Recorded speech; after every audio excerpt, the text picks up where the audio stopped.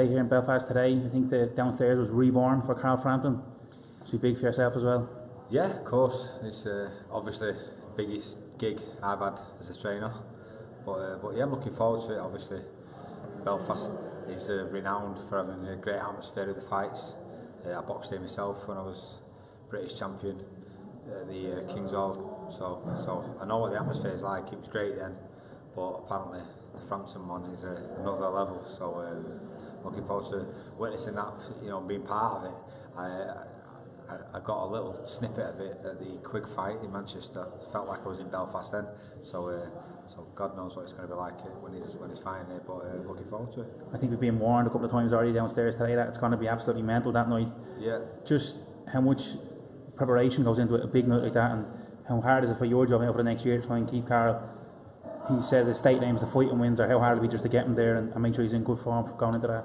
Well, do you know what? I think working with someone like Carl is an easy job because I don't have to change him. Virtually, he's the finished article. He's an unbelievable fighter as he is. So I wouldn't want to change him.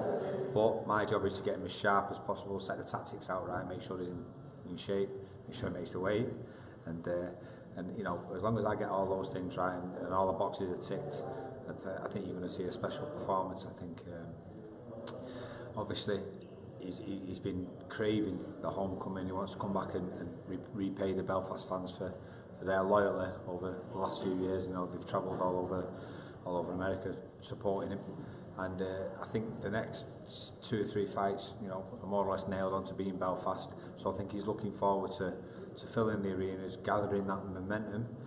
Looking forward to the big fight, hopefully in the summer, where it can be at Windsor Park and it can fill the place. I think he's probably most known for the Santa Cruz fight and obviously winning in America.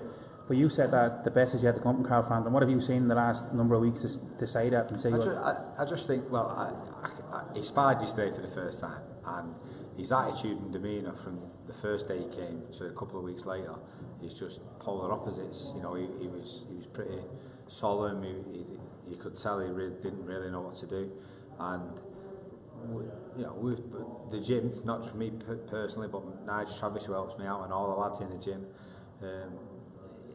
He's changed his mood. He's enjoying boxing. He said to me for the first time in years, which I was shocked at, because how do you perform the way he's been performing and you're not really enjoying the game? So the reasons I'm saying that is, knowing fighters, knowing how to get the best out of fighters, or how fighters perform the best.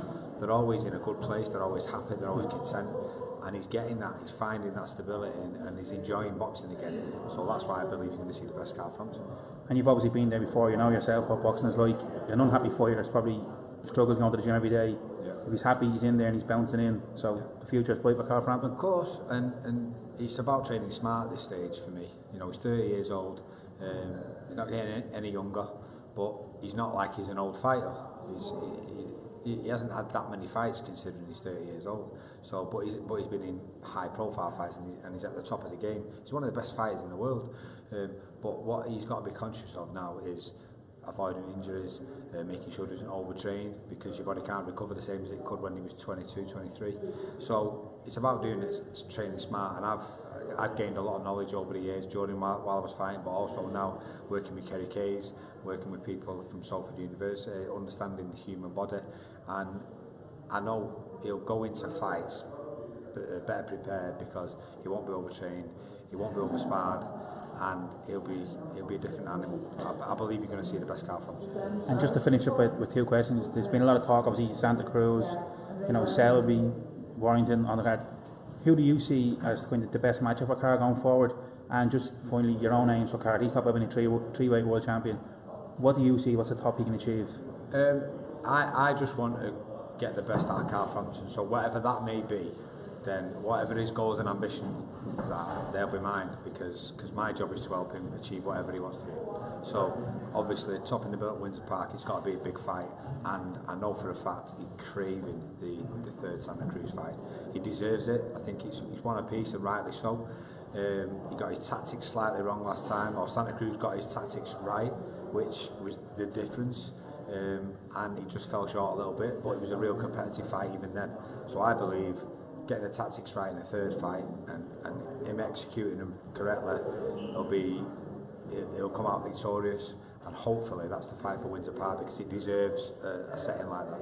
And sorry, just lastly this time, Carla we said downstairs that he don't think anybody will beat him at Windsor Park. From what you've seen, could you be right in saying that? I believe Carl Frampton beats any featherweight in the world when he's at his best, and I believe I can get him to his best. And certainly in front of the fans at Windsor Park, you know, that sort of occasion and that backing will bring the best out of him. And I think he'll be unstoppable at Windsor Park. When he's full, he'll be unstoppable.